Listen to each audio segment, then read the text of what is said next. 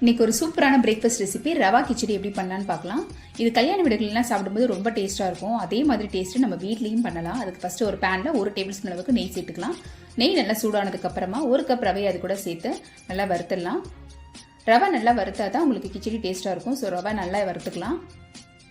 கொஞ்சம் கலர் மாறினதுக்கப்புறமா வாசனை வந்ததுக்கப்புறமா அதை ஒரு பிளேட்டுக்கு மாற்றிட்டு அதே பேனில் 4 டேபிள் ஸ்பூன் அளவுக்கு எண்ணெய் சேர்த்துக்கலாம். எண்ணெய் வந்து உங்களுக்கு தேவையான அளவு சேர்த்துக்கோங்க. அது கூட ஒரு பிரியாணி இலை, ஒரு பட்டை, 2 கிராம்பு சேர்த்துக்கோங்க. பிரியாணி இலை, பட்டை நல்லா புரிஞ்சு வந்ததுக்கப்புறமா 1 டீஸ்பூன் கடுகு, 1 டீஸ்பூன் கடலைப்பருப்பு சேர்த்துக்கலாம். கடுகு நல்லா வெடிச்சதுக்கு அப்புறமா 2 பச்சை மிளகாய் நீல வாக்கில் கட் பண்ணி அது கூட ஆட் பண்ணிக்கலாம். கொஞ்சம் கருவேப்பிலை சேர்த்துக்கலாம்.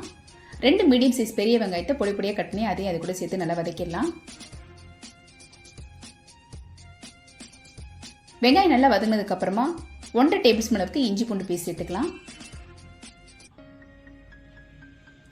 இஞ்சி பூண்டு பேஸ்டோட பச்சை வாசனை போனதுக்கப்புறமா 2 மீடியம் சைஸ் தக்காளி கட் பண்ணி வச்சுக்கலாம். அதை அது கூட சேர்த்து நல்லா கிளறி விட்டுடலாம். தக்காளி நல்லா வதங்கணும். தக்காளி நல்லா வதங்கினதுக்கப்புறமா 1 டீஸ்பூன் அளவுக்கு மஞ்சள்தூள் சேர்த்துக்கலாம். நான் இன்னைக்கு கேரட்டு, பீன்ஸு, அப்புறம் பச்சை பட்டாணி எடுத்திருக்கேன். நீங்கள் விருப்பப்பட்ட உருளைக்கிழங்கு கூட இதோட ஆட் பண்ணிக்கலாம். எல்லா காய்களையும் அது கூட சேர்த்து நல்லா கிளறி விட்டுருங்க. இந்த அளவுக்கு நல்லா வதங்கினதுக்கப்புறமா தேவையான அளவுக்கு உப்பு சேர்த்துக்கலாம். காய் நல்லாவே வதங்கினதுக்கப்புறம் நம்ம தண்ணி சேர்க்கணும். 1 கப் ரவைக்கு 3 கப் அளவுக்கு தண்ணி சேர்த்துக்கலாம்.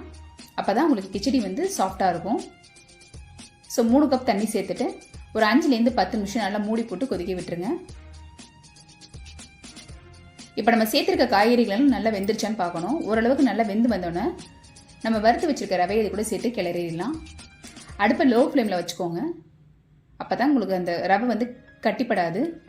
கொஞ்சம் கொஞ்சமாக வச்சு நல்லா கிளறி விட்டுருங்க.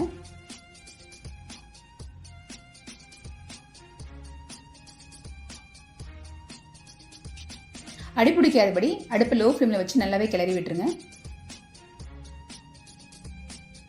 லாஸ்ட்டாக 1 டேபிள் ஸ்பூன் அளவுக்கு நெய் எடுத்துக்கலாம். நெய் நல்லா சூடானதுக்கப்புறம் அதில் கொஞ்சம் முந்திரி பருப்பு வறுத்து அதை அது கூட சேர்த்துடலாம்.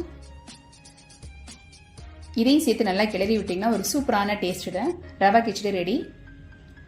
இதோட டேஸ்ட்டு ரொம்ப சூப்பராக இருக்கும்.